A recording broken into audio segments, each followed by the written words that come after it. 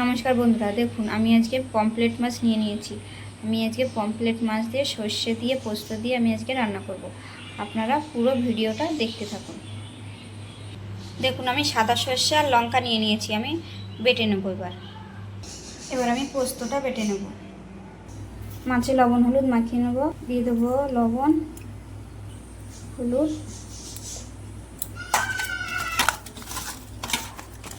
কড়াইতে তেল দিয়ে দেবো,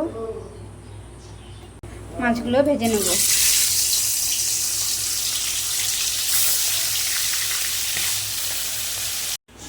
মাছগুলো আমি ভেজে নিয়েছি।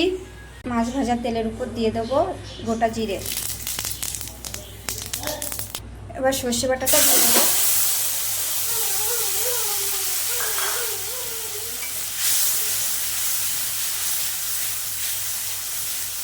সর্ষে বাটাটা দিয়ে একটু নাড়িয়ে নিয়েছি হালকা করে। এবার আমি জল দিয়ে দেবো।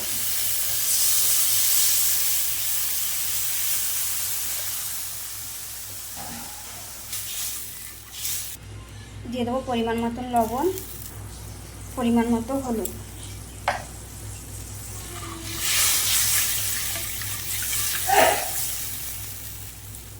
দেখুন ঝোলটা আমার ফুটে উঠেছে। এবার মাছগুলো দিয়ে দেবো।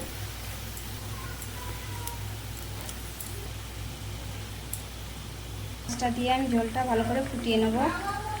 এবার আমি পোস্ত বাটাটা দিয়ে দেবো। দেখুন আমার মাছের ঝোলটা হয়ে গেছে, এবার আমি নামিয়ে দেবো।